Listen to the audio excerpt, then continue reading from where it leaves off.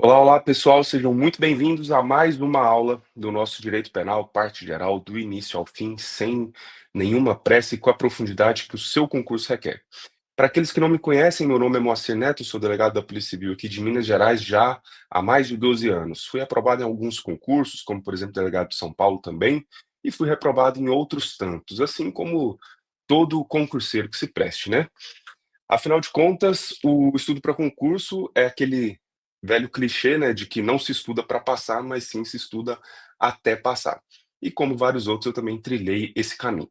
Se você não é inscrito no canal, convido vocês a se inscreverem, ativar as notificações para não perder nenhum vídeo, seja referente às nossas aulas semanais teóricas que nós soltamos toda segunda-feira, seja referente às aulas de resolução de exercício, aulas práticas, geralmente 5 a 10 questões, voltadas ali para aquela matéria que foi vista ao longo da semana, tá certo? Então convido vocês a realmente se inscreverem, ativar as notificações e compartilhar esse vídeo, esse canal com alguém também que esteja estudando, que esteja nessa mesma pegada, enfim, que vai se valer dessas aulas que eu preparo realmente com todo carinho. Então, sem mais delongas, vamos para a nossa aula.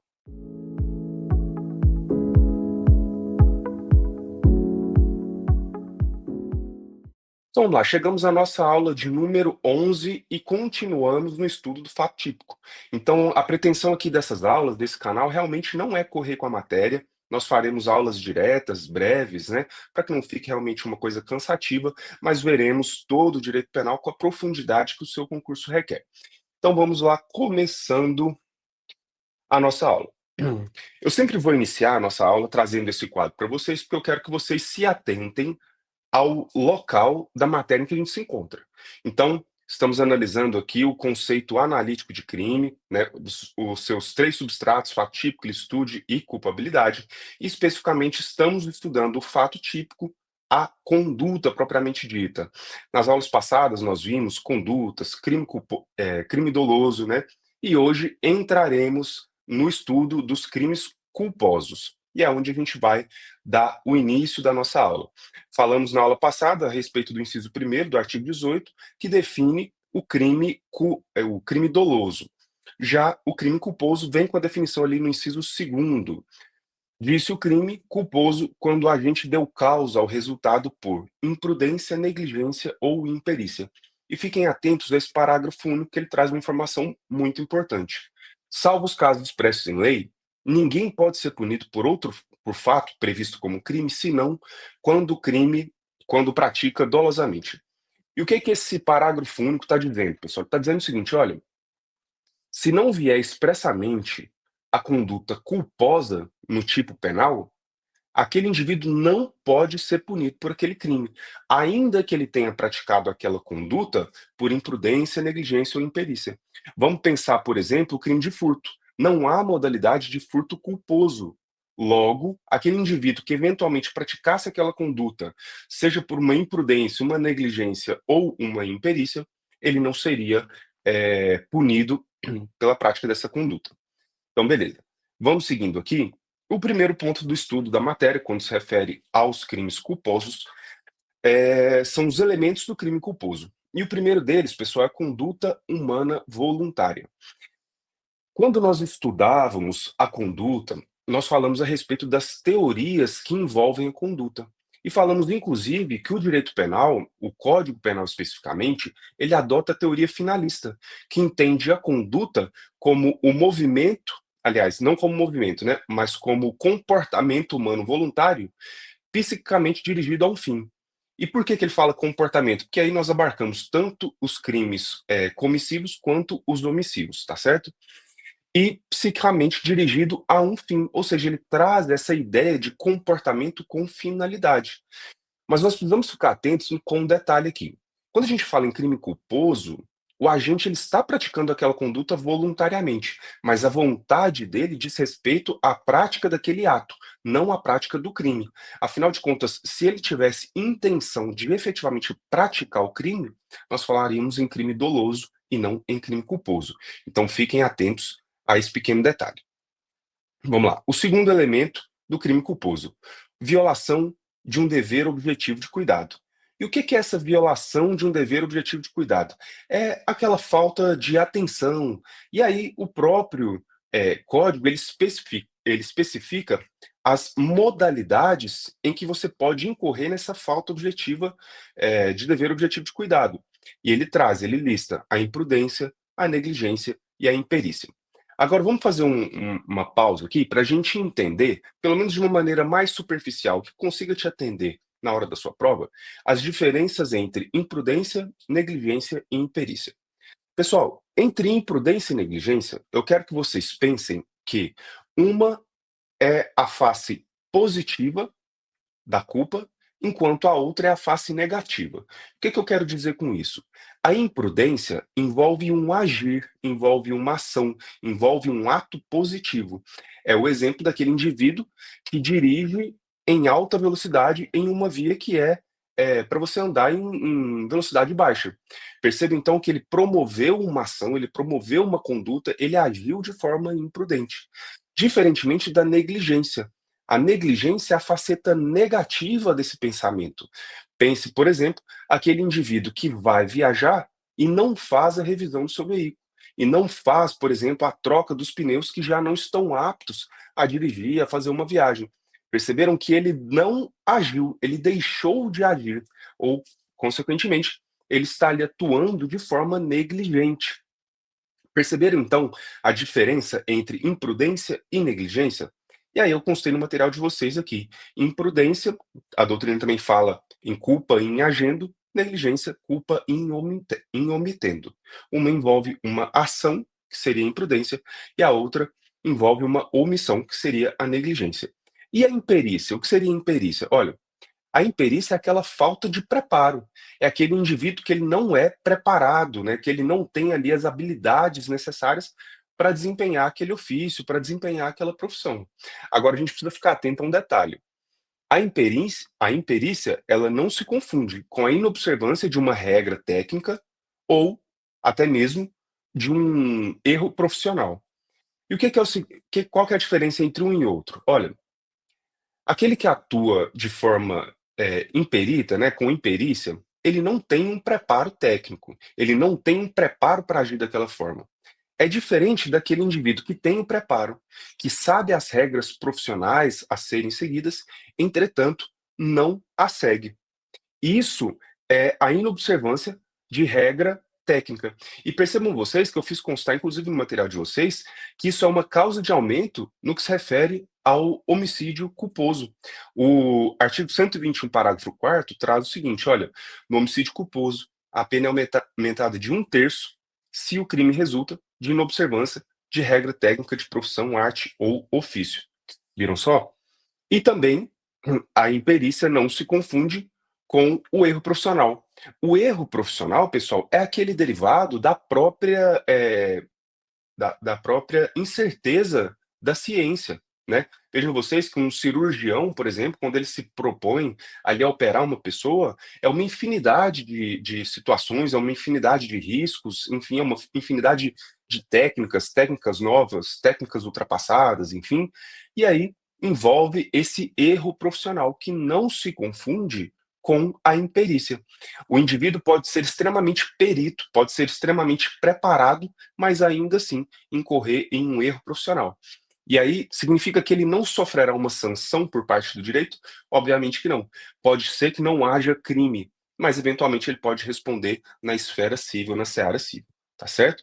Então vamos seguindo aqui, a analisar os demais elementos do crime culposo. E o próximo deles é o resultado naturalístico involuntário. E nós falávamos, inclusive no início da nossa fala, a respeito dessa involuntariedade. Afinal de contas, se ele quisesse, se o indivíduo quisesse, né, voluntariamente, ou pelo menos assumindo aquele risco de produzir um resultado, ele responderia pelo crime doloso e não pelo crime culposo. Agora, desse elemento específico, nós podemos trazer algumas ideias. A primeira é dessa involuntariedade quanto ao crime. De fato, por óbvio, né, o agente que pratica um crime culposo, ele está praticando uma conduta de forma voluntária. Ele quer efetivamente, por exemplo, dirigir o veículo acima da velocidade permitida na via, por exemplo, ele quer viajar sem fazer a revisão, sem trocar os pneus que estão carecas, enfim, a conduta dele é voluntária. Entretanto, não é voluntária quanto ao resultado que eventualmente possa causar e que seja de fato um crime. Outro ponto específico que a gente tem que ficar atento é o seguinte: olha, como regra, um dos elementos do crime culposo é de fato esse resultado naturalístico involuntário. E aí, lembra quando a gente estudou a diferença entre crime material, crime formal e crime de mera conduta? O crime material é aquele que, em regra, provoca uma alteração no meio físico, né? O Código Penal, o tipo penal, ele traz aquele resultado naturalístico e há necessidade da ocorrência daquele resultado para que o crime seja consumado.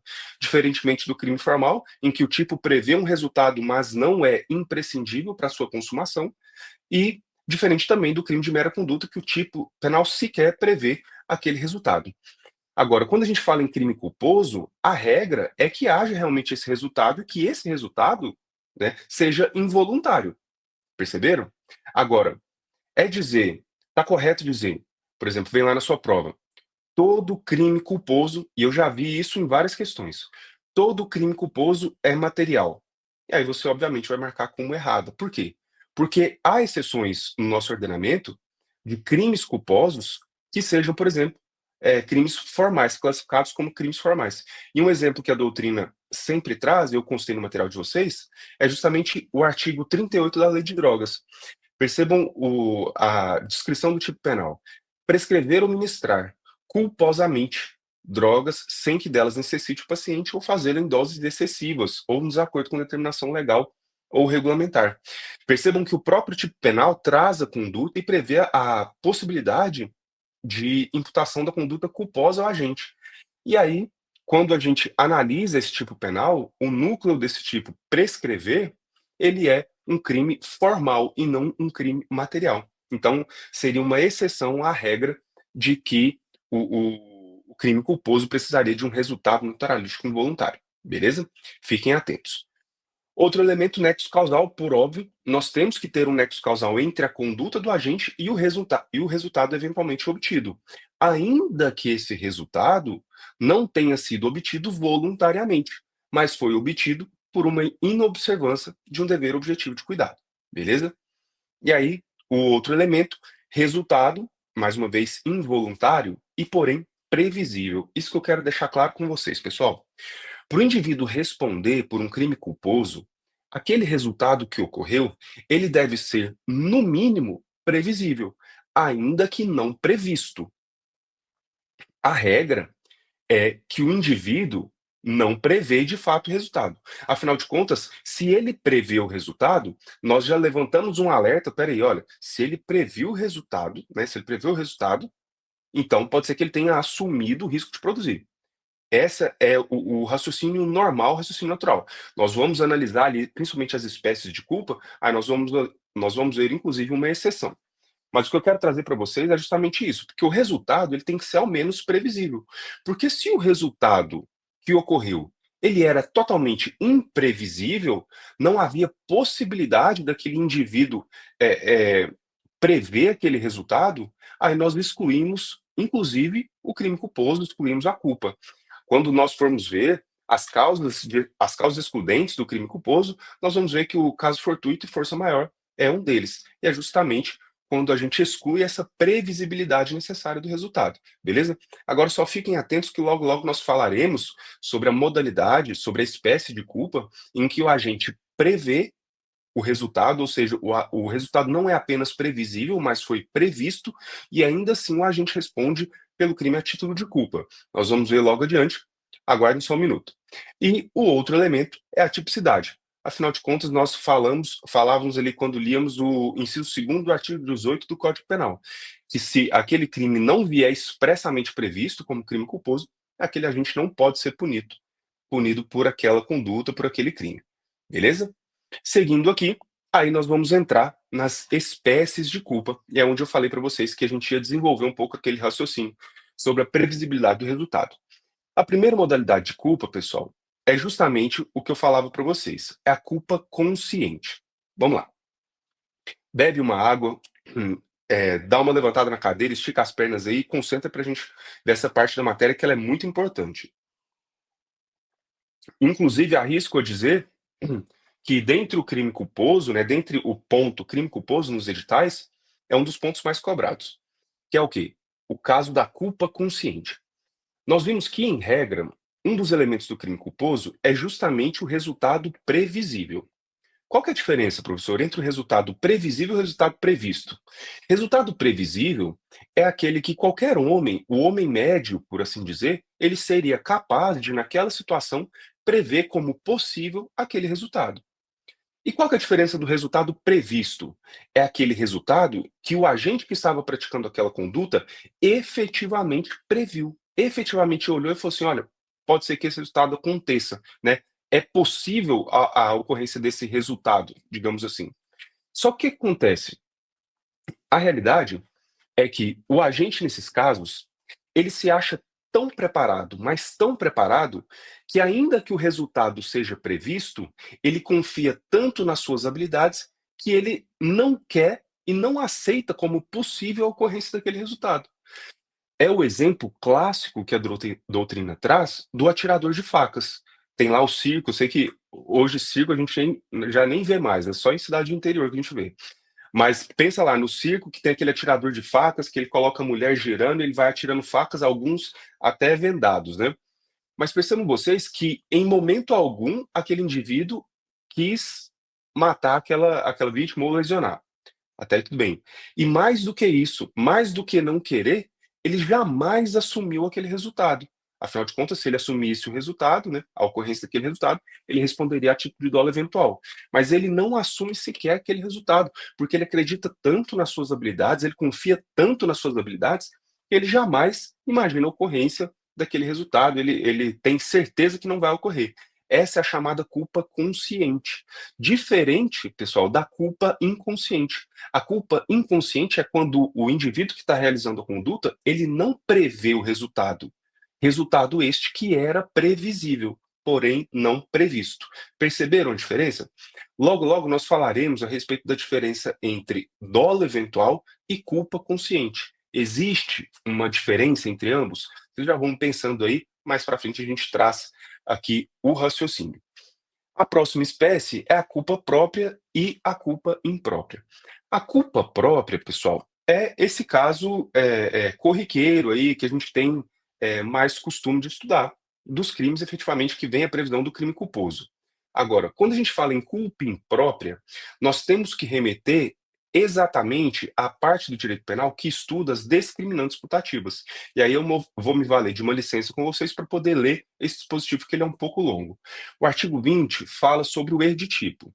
Ele diz o seguinte: olha, o erro sobre elemento constitutivo do tipo legal de crime exclui o dolo, mas permite a punição por crime culposo se previsto em lei. Até aí, tudo bem.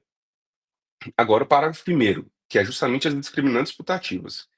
É isento de pena quem, por erro plenamente justificável pelas circunstâncias, supõe situação de fato que, se existisse, tornaria a ação legítima.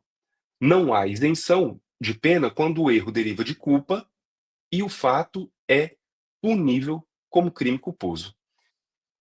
Professor, não entendi nada. Fica calmo. Vou trazer um exemplo para vocês e eu quero que vocês entendam a partir desse exemplo.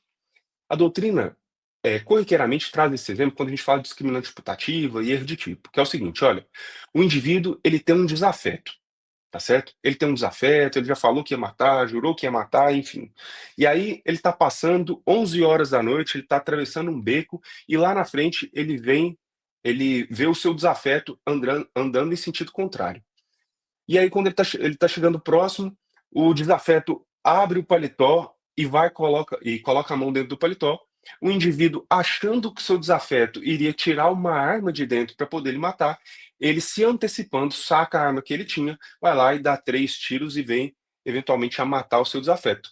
Mas aí, quando ele vai ver, o que ele estava tirando ali do paletó não era uma arma, mas sim a sua carteira de cigarro, por exemplo. Então percebam vocês que ele teve uma falsa percepção daquela realidade. Afinal de contas, ele imaginava que o seu desafeto ele ia tirar uma arma e e iria lhe matar. Até aí tudo bem. Agora, olha de novo a redação do parágrafo primeiro. Supõe situação de fato que, se existisse, tornaria a ação legítima. Então ele supôs uma situação que se existisse realmente, ou seja, se o desafeto estivesse sacando uma arma para lhe matar, a sua conduta seria legítima, ele estaria atuando em legítima defesa. Agora, não há isenção de pena quando o erro deriva de culpa e o fato é punível como crime culposo. Então percebam vocês que nessa situação, aquele indivíduo vai ser punido pelo crime culposo, ele vai responder por homicídio culposo.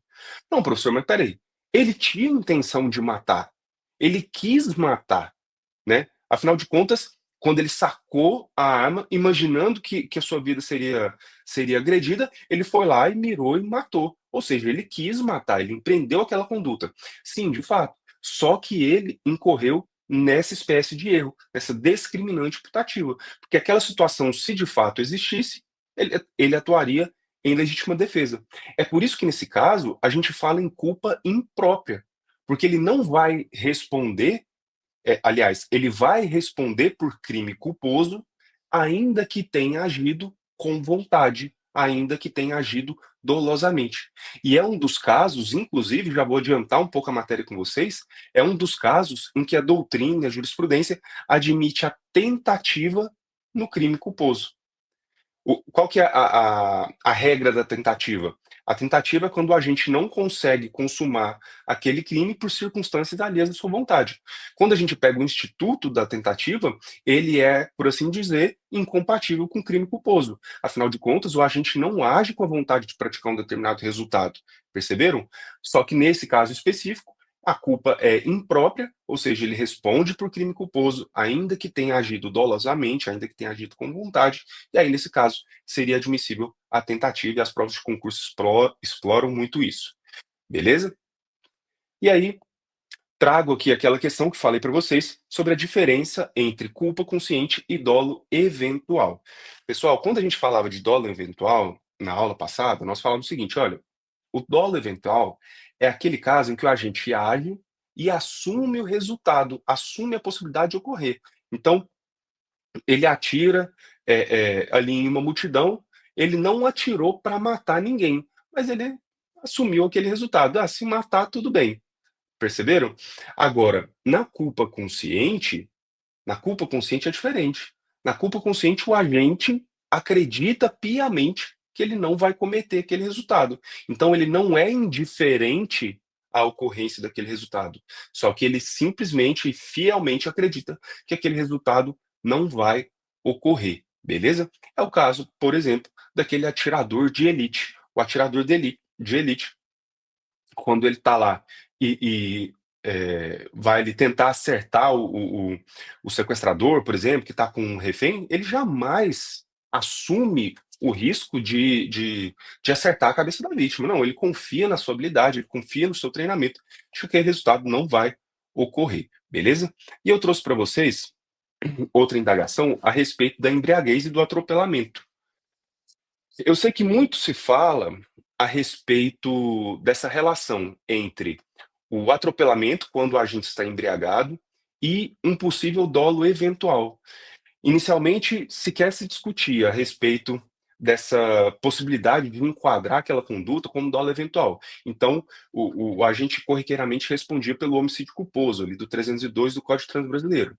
Só que aí parece que ficou tão recorrente, tivemos vários casos de atropelamento e a pessoa estava embriagada, que aí a jurisprudência parece que deu uma reviravolta e começou a imputar a conduta de forma dolosa, na modalidade de dolo eventual, aquele agente que dirigia embriagado e vinha atropelar e matar uma pessoa com o seu veículo, tá certo? Só que aí a jurisprudência, até mesmo para corrigir esse excesso, vejo que pendeu muito para um lado, afirmando que tudo era culposo, depois pendeu muito para o outro, falando, olha, não, agora a partir de agora é dolo eventual, e aí depois veio refrear para balancear, digamos assim, né? E a jurisprudência hoje, ela é, vamos dizer assim, pacífica, no sentido de que não há uma maneira de você imputar aquela conduta a título de dolo eventual àquele agente, sem analisar as circunstâncias do caso concreto. Então, não é o fato de o agente estar embriagado, estar na direção daquele veículo automotor, que ele necessariamente assumiu o risco de matar alguém, que assumiu o risco de atropelar e eventualmente matar alguém. Então, não podemos partir desse pressuposto e já imputar aquela conduta a título de dolo eventual e responder e imputar o homicídio doloso, né, na modalidade de dolo eventual aquele agente. Não, a jurisprudência fala o seguinte, principalmente o STJ, fala: "Olha, a gente precisa analisar as circunstâncias do caso concreto. Pode ser que no caso o indivíduo ele seja ali denunciado, né, venha eventualmente a ser condenado pelo crime de homicídio doloso, a título de dolo eventual. Agora, dependendo das circunstâncias, como ele não assume a ocorrência daquele resultado, ele pode responder e eventualmente até ser condenado pelo homicídio culposo na direção de veículo automotor. E aí o STJ, nesse julgado que eu trouxe para vocês aqui, recentíssimo, tá, pessoal, do final do ano de 2024, ele fala o seguinte: "Olha, a tentativa de fuga após o acidente é posterior aos fatos e não permite concluir que o réu agiu com dolo. O caso concreto foi o seguinte: o agente estava embriagado, o indivíduo estava embriagado, eh, na condução do seu veículo automotor, foi lá, atropelou uma pessoa e matou. E ele matou e fugiu.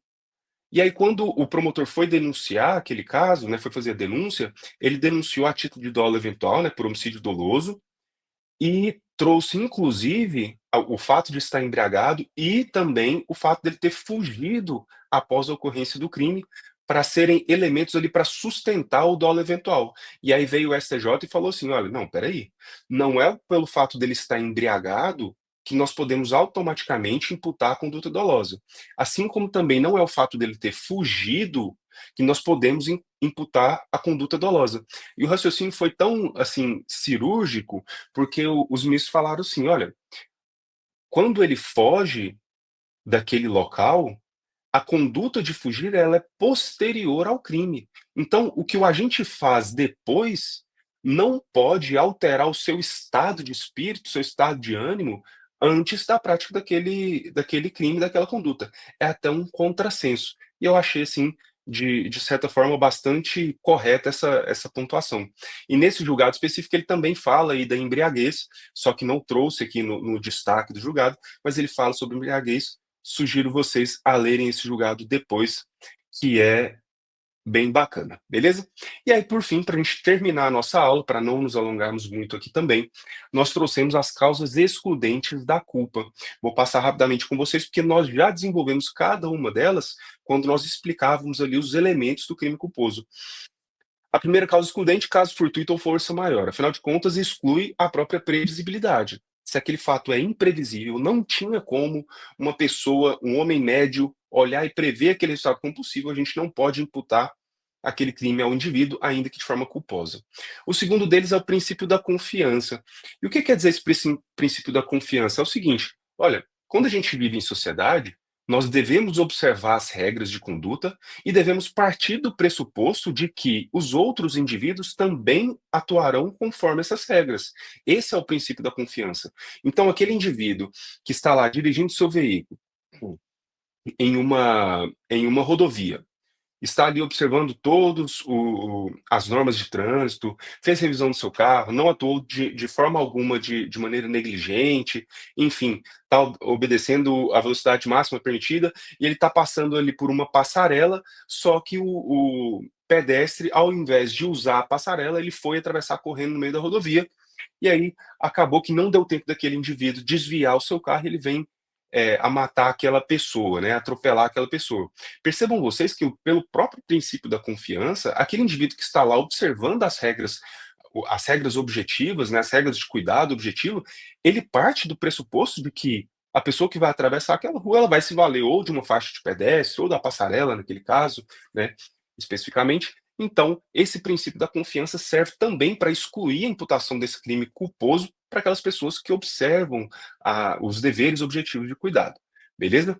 O terceiro deles, terceira causa, é o erro profissional, que decorre da própria falibilidade, né, dos métodos científicos, nós já falamos.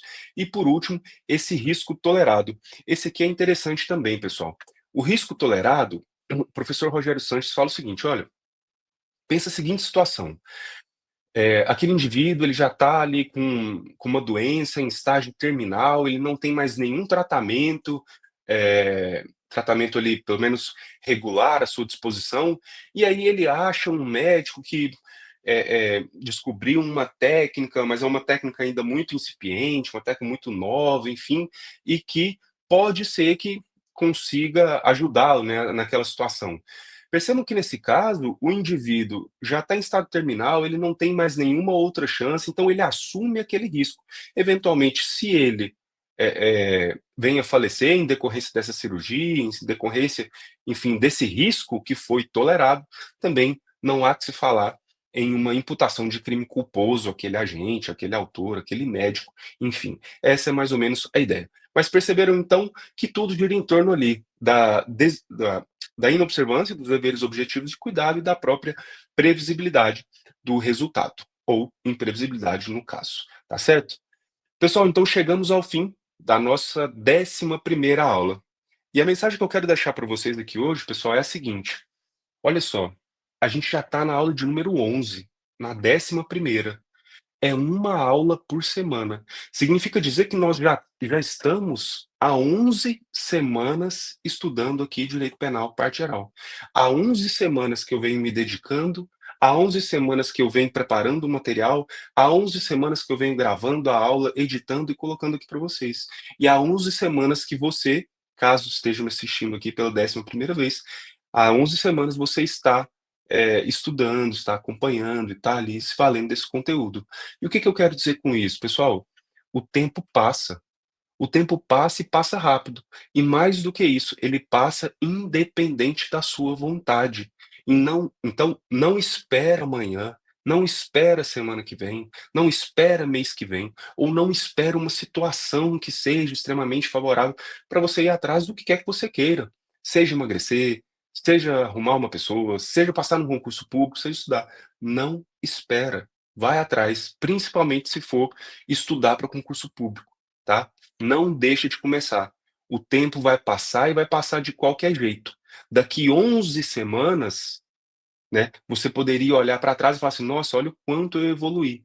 E agora eu tenho certeza que alguns de vocês pensou em começar e agora está assistindo essa aula, né, a 11ª aula, já quando nós estamos gravando ali a nossa 20ª, e aí você olha para trás e fala: "Nossa, se eu tivesse começado, eu já estava lá na frente".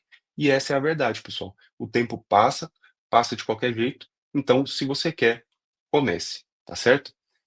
Mais uma vez, eu agradeço imensamente a atenção, a paciência de vocês, agradeço os feedbacks que estão sendo dados, tanto com relação ao material, com relação à matéria, dinâmica da aula, enfim, se eu falo mais rápido, falo devagar, os exemplos, enfim, se você puder dar essa contribuição, de dar esse feedback, para mim é de enorme valia.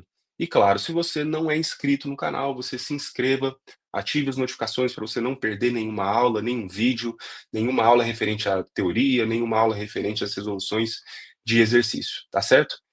Eu vejo vocês na nossa próxima aula, nossas aulas de exercício, nossas aulas teóricas ou mesmo em outros vídeos. Agradeço a atenção, um forte abraço e até a próxima. Tchau, tchau.